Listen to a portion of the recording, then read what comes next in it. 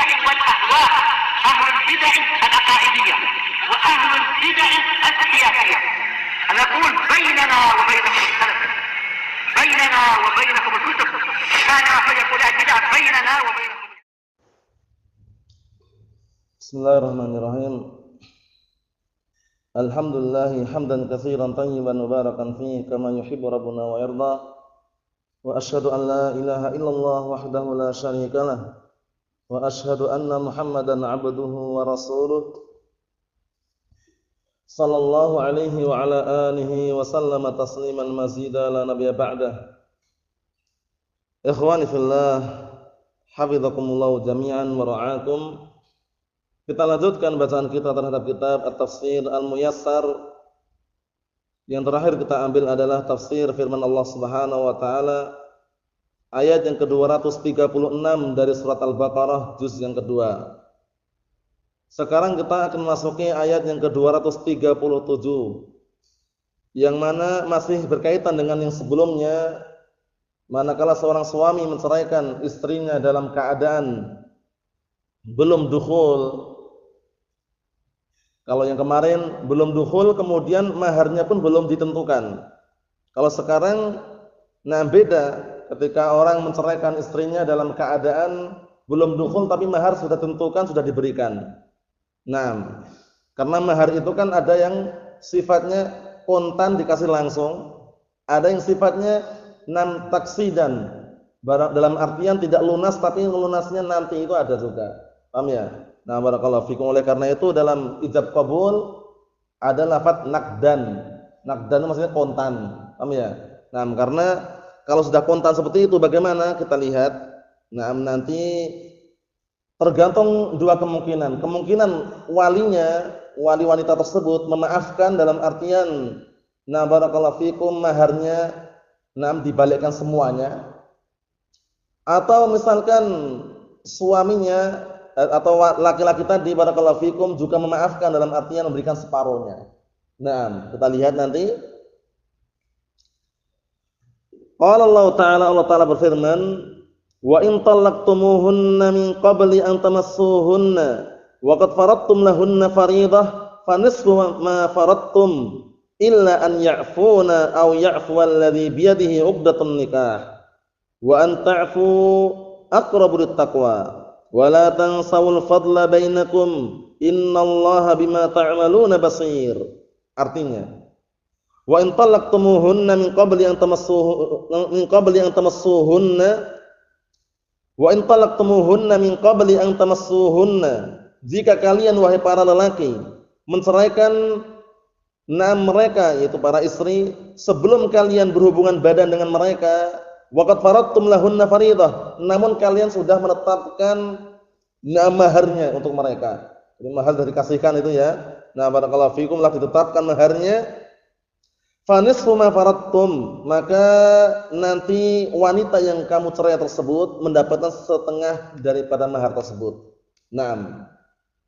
Illa an ya'funa, kecuali kalau barakallahu fikum para wali wanita tersebut memaafkan. Memaafkan berarti enggak perlu lagi. Berarti semuanya dibalikkan kepada suami yang menceraikan tadi itu. Maksudnya, jadi maaf dari walinya memaafkan, tidak meminta dari situ. Au ya'fu alladhi bi yadihi 'uqdatun nikah, atau orang yang berada di tangannya akad nikah tersebut memaafkan. Berarti apa? Berarti nanti barakallahu fikum, kalau yang berada di berada di tangan suami berarti nanti diserahkan semuanya, enggak usah dibalikkan. Maksudnya semuanya dikasihkan itu loh, enggak diambil setengahnya. Paham ya? Tapi kalau misalkan barakallahu fikum walinya memaafkan dalam keadaan seperti itu, dia nanti suaminya ngambil setengah. Istri tadi yang diceraikan tadi yang belum dukhul setengah. Tapi nanti kalau misalkan suaminya memaafkan semuanya, ya udah. Berarti apa? Berarti barakallahu fikum diserahkan seluruhnya. Maharnya itu diserahkan seluruhnya untuk wanita yang diceraikan tadi. Karena ada dua jenis ya, dua macam atau dua bentuk. Barakallahu fikum, bentuk yang pertama barakallahu fikum, kalau seandainya ya seorang lelaki tersebut memaafkan wanita tersebut atau wanita tersebut memaafkan, memberikan maaf itu meninggalkan setengah mahar yang berhak diberikan untuk mereka. Naam, ini yang pertama. Au yasmah zauj, atau suaminya memaafkan dalam artian ya udah enggak usah diambil setengah, semuanya enggak usah dibalikkan aja. Ya semuanya dikasihkan si wanita tadi. Karena sudah menceraikan mungkin untuk istilahnya apa kemarin? Nah, biar tidak kaget itu ya. Nah, barakallahu fikum. Kita lihat nanti tafsirannya, lanjutkan dulu. Wa an ta'fu aqrabut taqwa, namun jika kalian memaafkan itu lebih dekat kepada ketakwaan. Maksudnya kalau engkau memaafkan dan memberikan semua maharnya kepada istri yang ceraikan tadi, itu lebih baik. Naam. Wala tansawul fadla bainakum, dan jangan sekali-kali kalian melupakan kebaikan yang ada di antara kalian. Innallaha bima ta'maluna basir. Sesungguhnya Allah Subhanahu wa taala zat yang Maha mengetahui terhadap apa yang kalian perbuat. Kita lihat, qala al-mufassiruna sabahumullah, wa in talaqtumun nisaa ba'dal 'aqdi 'alaihinna wa lam tujami'uhunna, syaratnya perhatikan, jika kalian menceraikan istri-istri kalian setelah akad dengan mereka dan kalian belum dukhul, belum berhubungan badan dengan mereka, walakinnakum alzamtum anfusakum bimahrin muhaddad lahunna, tapi kalian sudah apa? Sudah bertekad bulat atau sudah mewajibkan diri kalian dengan sebuah mahar yang sudah ditentukan untuk mereka. Naam. Fayajibu 'alaikum an tu'tuhunna nisfal mahr al-muttafaq alaih. Maka wajib kalian itu, maksudnya kalian itu para lelaki ya, kalian itu wahai para suami wajib memberikan mahar kepada mereka setengah mahar yang sudah disepakati. Awalnya nikah, orang kan pertama kan sistemnya nazar. Nazar itu melihat wanita tersebut cocok atau tidak gitu ya. Setelah itu nanti ada keputusan mau sama mau, dilanjutkan berikutnya sebelum akad menentukan maharnya. Maharnya apa? Maharnya 1 kilogram emas. Contohnya aja, itu contoh aja ya. 1 kilogram emas berarti banyak sekali itu ya. Nah, barakallahu fikum. Nah, berarti nanti ketika sudah akad ternyata belum dukhul, udah ceraikan, itu nanti apa? Barakallahu fikum, suami memberikan apa? Memberikan si wanita tadi setengahnya, berarti setengah kilogram emas. Paham ya? Ini kalau maharnya 1 kilogram emas ya. Nah, barakallahu fikum, sekedar contoh saja ini, sekedar contoh saja. Itu maksudnya. Ngam. Berbeda kalau seandainya maharnya belum diberikan, maka tidak perlu memberikan di situ. Sebagaimana kemarin, tapi kalau memberikan sesuai dengan kemampuannya yang Allah telah mudahkan enggak masalah. Sudah kita lewati kemarin kan, sebelum menentukan maharnya kan. Nah, kalau ini sudah mahar sudah ditentukan, sudah dijatahkan untuk wanita tersebut, na'am barakallahu fikum, maka wajib bagi kalian wahai para suami memberikan mereka yang kamu ceraikan tersebut setengah maharnya sudah disepakati. Kalau sepakati 1 kilo berarti setengah kilo. Paham ya? Naam, Allahul musta'an. Illa an tusamihal mutallaqat, kecuali kalau para wanita tadi memaafkan, naam, wa yatrukna nisfal mahar al-mustahiq lahunna, dan meninggalkan yang setengah mahar yang berhak untuk mereka. Udah berarti apa? Enggak ngasih. Kalau udah memaafkan enggak usah lagi, enggak usah lah gitu misalkan. Enggak usah lah. Berarti 1 kilo kembali ke mana? Suami. Paham ya? Naam. Au yasmah zauj bi an yatruka lil mutallaqah al mahr kullaha, atau suami tadi memaafkan untuk istrinya diceraikan tadi mahar seluruhnya. Dah, kamu ambilnya semuanya. Berarti 1 kilo untuk mantan istri tadi itu yang diceraikan tadi. Paham ya? Na'am barakallahu fikum. Kemudian dilihat di sini barakallahu fikum, wa tusamihukum wa tasamuhukum ayyuhar rijal wan nisa aqrabu ila khasyatillahi wa ta'atih, dan saling memaafkannya kalian wahai segenap lelaki dan wanita itu lebih dekat kepada rasa takut kepada Allah Subhanahu wa taala dan mentaatinya. Wala tansawu ayyuhan nas, dan jangan sekali-kali wahai segenap manusia melupakan al-fadl wal ihsan, keutamaan dan kebaikan bainakum yang ada di antara kalian. Wa huwa i'ta'u ma laysa biwajibin 'alaikum, yaitu engkau memberikan sebuah pemberian yang bukan wajib untuk kalian. Dalam artian enggak wajib antum beri, tapi kamu berikan itu jangan sampai dilupakan yang sudah diberikan. Dalam artian itu kebaikan istilahnya. Wa tasammuhu fil huquq, dan juga saling memaafkan pada hak-hak yang ada tersebut, itu termasuk kebaikan, jangan dilupakan. Innallaha bima ta'maluna basir. Sesungguhnya Allah Subhanahu wa taala zat yang Maha mengetahui terhadap apa yang kalian perbuat. Yurahibukum fil ma'ruf, yaitu memberikan dorongan kepada kalian untuk berbuat kebaikan pada perkara yang baik. Wa yahussukum 'alal fadl, dan juga memberikan dorongan motivasi kepada kalian atau kepada kalian untuk berbuat apa? Nah, barakallahu fikum, melakukan sebuah keutamaan. Syahidnya barakallahu fikum di sini intinya kalau seorang suami menceraikan istrinya dalam keadaan belum dukhul, mahar sudah ditetapkan, maka pada asalnya memberikan mahar setengahnya. Tahu ya? Nah, tapi kalau ternyata si wanita dan pihak walinya itu memaafkan dalam artian istilahnya enggak usah aja, ya udah kembali kepada suaminya. Kemudian kalau suaminya yang maafkan, ya udah ambil aja semuanya. Berarti kembali pada istri yang diceraikan tadi. Nah, barakallahu fikum. Nah, sekarang perkaranya mertua atau calon mertua tadi jadi mertua enggak? Kalau belum dukhul. Jadi mertuanya bukan? Belum dukhul. Bukan ya? Bukan, kasusnya hampir mirip dengan nah barakallahu fikum seorang wanita dengan anak tiri itu. Paham ya? Nah, ya enggak? Jadi seorang janda ada anak perempuannya. Nah, kita nikah dengan janda tersebut belum dukhul sudah cerai. Boleh enggak kita pindah nikahi anaknya? Boleh, karena belum dukhul. Paham ya? Nah, seperti itu. Dan statusnya berarti kan ini maksudnya dalam artian kemahramannya ya. Nah, kalau misalkan antum menikah dengan wanita, nah belum dukhul sudah cerai. Itu calon mertua itu sudah mertua belum? Belum ya? Belum. Nah, barakallahu fikum. Kalau seandainya mau menikahi mertuanya tadi, tapi enggak ada suaminya ya. Boleh, paham ya? Nah, itu boleh. Kalau seandainya mertua tadi ibu mertua maksudnya ya. Kalau suami enggak ada. Nah, kalau suaminya enggak ada enggak boleh. Nah, Allahul musta'an. Itu gambaran aja, soal paham insyaallah ya. Insyaallah paham. Berikutnya. Jadi sudah selesai berkaitan masalah perceraian. Nanti tinggal para wanita ini tinggal mati oleh suaminya. Sekarang kita ambil satu lagi. Qala Allah Ta'ala berfirman ayat yang ke-238 dari surat Al-Baqarah juz yang kedua mengenai perintah untuk menjaga salat 5 waktu. Ditekankan dari itu semuanya salat asar. Nah, kita lihat sini.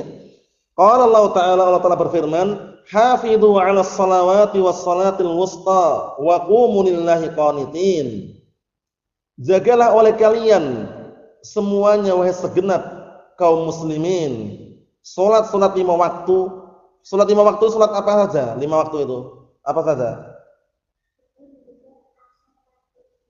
Nah, subuh, zuhur, asar, maghrib, isya ya. Salat 5 waktu diperintahkan untuk menjaga. Namun ditekankan lagi apa? Was-salatil wusta, dan salat pertengahan. Nah, salat apa salat wusta ini? Salat apa?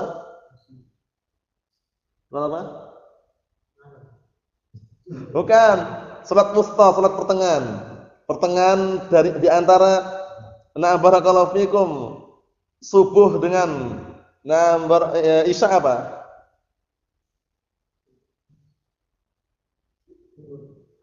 Asar ya. Asar ya. Nah, salat wusta itu pendapat yang sahih adalah salatul asar. Disuruh jaga karena kebanyakan orang itu lalai di waktu salat asar tersebut. Biasanya orang-orang yang kerja sibuk dengan kerjanya akhirnya enggak pernah salat, enggak salat sama sekali, meninggalkan salat. Itu banyak sekali itu. Lagi panen padi asik-asiknya datang salat asar pun diterjang saja. Nah, enggak salat asar. Maghrib belum salat terjang lagi maghribnya enggak salat lagi. Itu banyak seperti itu. Allahul musta'an. Jadi perlu diperhatikan. Tapi kenapa ditekankan salat asar ini? Karena kebanyakan orang lalai di waktu-waktu tersebut. Nah, barakallahu fikum, disebutkan para ulama mengenai tafsir tersebut karena kebanyakan mereka lalai dengan kesibukan dunianya. Sehingga waktu-waktu tersebut biasanya itu waktu yang mungkin kerjaannya itu nanggung gitu ya. Jadi mereka justru menyegerakan kerjaannya, salatnya pun ditinggal. Nah, Allahul musta'an. Kita lihat sini. Wa qumu lillahi qanitin, dan tegakkanlah salat dalam keadaan khusyuk, dzalilin, merendahkan diri kepada Allah Subhanahu wa taala. Kekhusyuan di sini bukan dilihat dari hay'ah, penampilannya, karena sebagian orang khusyuk itu matanya merem ini. Khusyuk biar khusyuk. Paham ya? Salat itu padahal enggak boleh. Karena di dalam salat itu enggak boleh memejamkan mata. Nah, barakallahu fikum, kecuali apa? Kecuali memang istilahnya tanpa dia lakukan tanpa istilahnya kesengajaan. Ya mungkin ya namanya manusia. Cuman kalau sengaja gini katanya biar khusyuk, emang keliru. Nah, karena diperintahkan untuk melihat ke arah sujud aslinya. Nah, arah depan enggak masalah, yang dilarang itu kanan kiri, atas atas, kanan kiri atas, paham ya? Nah, belakang apa lagi? Paham ya? Kalau depan sujud masih mending. Sujud itu yang apa, tempat sujud itu yang paling barakallahu fikum ditekankan, enggak boleh toleh kanan, toleh kiri atau yang semisalnya. Naam.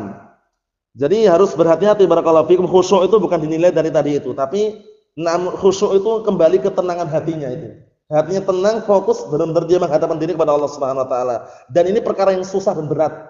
Namun setiap orang bisa mengupayakan sesuai dengan kadarnya masing-masing. Karena kalau kita misalkan fokus, bisa fokus suatu ketika, tapi terkadang terpikirkan sesuatu yang lain.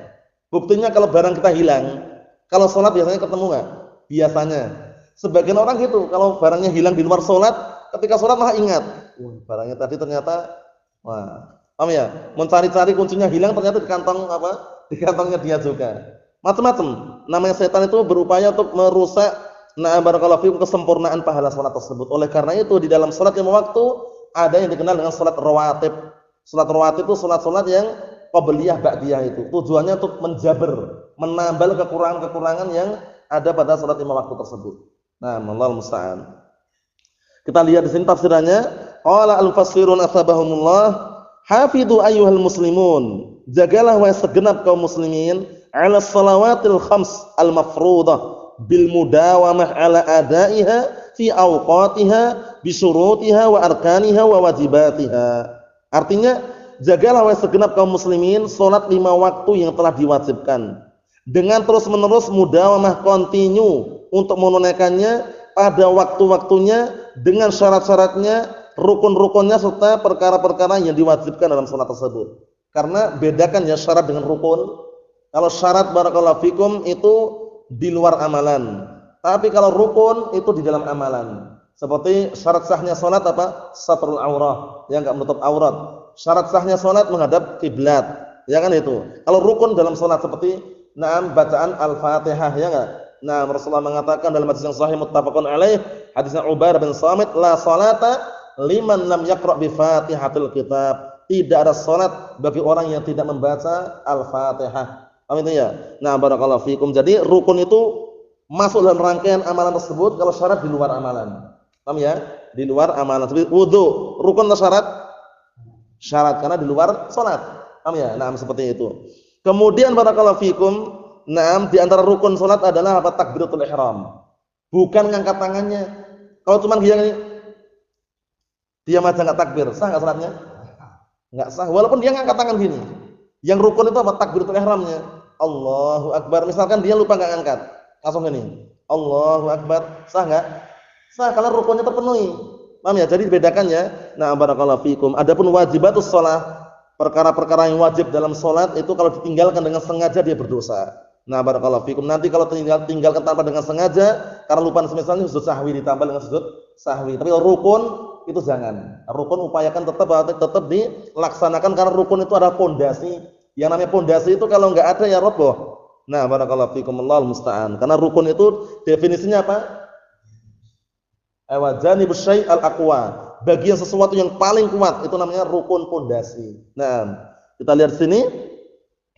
Karena Allah Subhanahu wa taala sudah menyatakan dalam firman-Nya yang lain apa itu?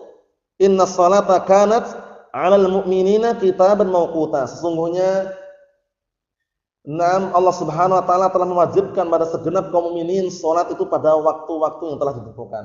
Innas salata kanat 'alal mu'minina kitaban mawquta. Sesungguhnya salat itu telah diwajibkan kepada segenap kaum mukminin pada waktu-waktu yang telah ditentukan. Nah, barakallahu fikum. Waktu salat subuh ketika terbit fajar shadiq. Fajar shadiq itu di ufuk bagian timur sana, kalau antum perhatikan di pandangan yang lepas itu enggak ada penghalang-penghalang. Nah, barakallahu fikum, itu ada semacam cahaya yang warnanya barakallahu fikum agak terang putih. Itu nanti apa? Terangnya itu enggak hilang. Semakin terang, nah itu namanya fajar shadiq. Tapi kalau ada semacam cahaya warna putih hilang lagi, gelap lagi, itu berarti fajar kadhib namanya. Fajar kadhib ya namanya ya. Naam. Kemudian setelah itu masuk surat duhur. Bagaimana nandainya? Ketika zawal, tergelincirnya matahari ke arah barat. Paham ya? Bayangan berarti bayangan dari benda tersebut ke arah mana? Timur. Nah, ketika bayangan melebihi dari benda tersebut, itu pada asalnya sudah zawal. Tunggu sebentar sudah masuk salat duhur. Paham ya? Nah, kemudian waktu salat asar, bayangan tersebut 2 kali lipatnya dengan benda tersebut. Paham ya? Nah, jadi misalkan bayangannya ini misal bendanya Segini bayangannya, nah segininya. Paham ya? Ditambah zawalnya tadi. Nah, barakallahu fikum. Kemudian ketika matahari terbenam, masuk salat maghrib waktunya. Kemudian ketika matahari terbenam itu biasanya masih ada di bagian ufuk barat itu semacam warna jingga-jingga itu kan. Nah, itu nanti udah gelap, sudah hilang semuanya, gelap semuanya, masuk salat Isya. Nah, barakallahu fikum. Seperti itu. Semuanya sudah tentukan dalam hadis yang sahih barakallahu fikum mengenai waktu-waktu salat tersebut. Naam. Jadi jangan sampai kita meninggalkan salat barakallahu fikum pada waktunya. Jadi tidak boleh kita sengaja menunda-nunda atau sengaja mengundur-undur salatnya. Apabila ada pekerjaan, kesibukan, ya kita sepandai-pandai mengaturnya. Kita yang pandai-pandai mengatur kesibukan pekerjaan tersebut pada tempatnya sehingga salatnya pun tidak terlambat. Barakallahu fikum seperti itu. Terutama salat subuh. Karena orang kebanyakan enak tidur. Paham ya? Oleh karena itu diadakan qiyamul lail. Qiyamul lail tujuannya biar ketika subuh itu dia dalam keadaan posisi semangat dan sehat. Qiyamul lail yang dilakukan sepertiga malam terakhir. Paham ya? Sepertiga malam terakhir dia bangun melakukan salat barakallahu fikum tahajud, ditutup dengan witir. Yang mana witir itu paling sedikitnya berapa rakaat? 1 rakaat. Enggak usah banyak-banyak. Kalau banyak mampu enggak masalah, tapi sedikit tapi kontinu, jangan diharapkan itu. Karena amalan yang baik, amalan yang dicintai oleh Allah Subhanahu wa taala adalah apa? Sedikit tapi kontinu. Rasulullah mengatakan, "Ahabbul a'mali ilallahi jalla wa ala ma dawama 'alaihi sahibuhu wa in qalla." Muttafaqun alaih, hadisnya Aisyah ummul mukminin. Artinya amalan yang paling Allah Subhanahu wa taala cintai adalah amalan yang sedikit tapi pelakunya kontinu. Walaupun sedikit tadi itu. Barakallahu fikum. Kenapa? Karena al-qalilu daim khairun minal katsiril munqati'. Sedikit tapi kontinu itu lebih baik daripada banyak tapi terputus-putus. Allahul musta'an. Kemudian barakallahu fikum setelah dia qiyamul lail, salat malam, upayakan dihidupkannya di keluarganya, mungkin bisa dikatakan mati lampunya maksudnya. Dihidupkan kembali seperti malam terakhir bangun, kemudian melakukan qiyamul lail, salat, diajak keluarganya karena pada sepertiga malam terakhir tersebut barakallahu fikum Allah Subhanahu wa taala turun ke langit dunia. Barakallahu fikum memberikan jaminan yang sudah sering kita sebutkan itu. Barang siapa yang mau berdoa kepadaku, aku kabulkan. Siapakah yang mau minta kepadaku, aku beri. Siapakah yang mau minta ampun kepadaku, aku ampuni. Barakallahu fikum. Setelah itu nanti biasanya waktunya jarak antara salat subuh dengan qiyamul lail sepertiga malam terakhir, ya paling lama 1 jam, setengah jam. Kalau misalkan mau baring-baring sedikit enggak masalah. Kalau misalkan baca Al-Qur'an bagus lagi kalau kuat, itu. Kemudian nanti sebelum salat subuh ada 2 rakaat yang lebih baik daripada dunia dan seisinya. Rakaatul fajri khairun minad dunya wa ma fiha. 2 rakaat sebelum subuh lebih baik daripada dunia dan seisinya. Oleh karena itu jangan sampai terlewatkan. Yang tidur dibangunkan. Kalau seperti itu caranya. Barakallahu fikum. Allahul musta'an. Kemudian tambah lagi setelah itu salat subuh. Jangan sampai terlewatkan ya. Pokoknya ada saja misalkan yang kira-kira itu dibangunkan. Bismillah. Kalau sakit ma'dzur, kasih udzur. Tapi kalau cuma malas-malasan dibangunkan. Barakallahu fikum. Ini keutamaan besar ini, bukan sembarangan ini. Lebih baik daripada dunia dan seisinya. Kerja 1 pekan aja enggak cukup. Paham ya? Allahul musta'an. Kita setelah itu apa? Salat subuh. Salat subuh apa jaminannya? Rasulullah mengatakan dalam hadisnya Abu Musa al-Asy'ari radhiyallahu anhu muttafaqun alaih, "Man shalla al-bardaini dakhala jannah." Barang siapa yang salat di 2 waktu yang dingin maka dijamin masuk surga. 2 waktu yang dingin itu adalah waktu subuh dan waktu asar. Ngerti ya? Barakallahu fikum. Karena penafsirannya seperti itu. Paham ya? Yang jelas apa? Barakallahu fikum, jangan sampai lupa kewajiban tersebut. Wa hafizu 'ala sholati al-mutawassit bainaha wa hiya sholatul 'asr. Dan jagalah salat yang pertengahan di antara salat-salat tersebut, yaitu salat asar. Karena salat asar sudah kami sebutkan ya, kebanyakan orang lalai, tersibukkan dengan dunianya sehingga sebagian mereka melalaikan dan tidak melakukan salat asar sebagaimana mestinya. Allahul musta'an. Kemudian barakallahu fikum wa qumu fi sholatikum muti'ina lillahi khashi'ina dalilin, dan tegakkanlah salat kalian dalam keadaan kalian taat kepada Allah Subhanahu wa taala dan khusyuk dan merendahkan diri kepada Allah Subhanahu wa taala. Jangan seperti orang-orang munafikin. Karena orang-orang munafikin barakallahu fikum salat yang paling berat bagi mereka apa itu? Salat apa? Salatul Isya sama salatul subhi. Kenapa? Karena waktu itu zaman Rasulullah itu enggak ada lampu Philips, enggak ada. Paham ya? Itu diantaranya ya. Dalam artian mereka mudah untuk menyelubung gitu loh. Jadi, na'am barakallahu fikum, malam kalau isya ada malam. Paham ya? Kalau datang enggak datang pun enggak kelihatan. Paham ya? Tapi kalau zuhur, asar, maghrib itu masih semangat karena masih nampak. Paham ya? Nah, barakallahu fikum, zaman Rasulullah itu enggak ada lampu-lampu seperti enggak ada. Nah, lampunya mungkin lampu lentera itu adanya ya. Nah, barakallahu fikum, adapun kalau lampu-lampu sekarang terang ini enggak ada. Sehingga ketika sholat subuh kebanyakan orang munafikin mereka berat untuk melaksanakan dan menghadiri sholat berjamaah bersama kaum muslimin atau bersama para sahabat waktu itu. Naam.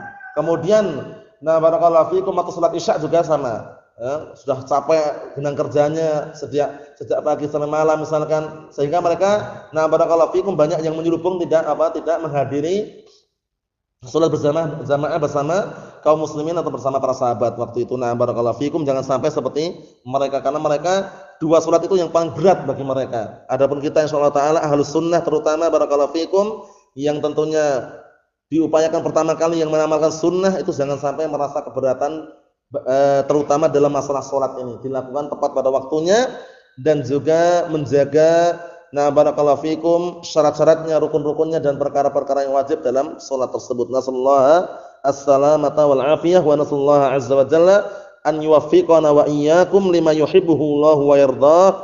Walhamdulillahirabbil alamin.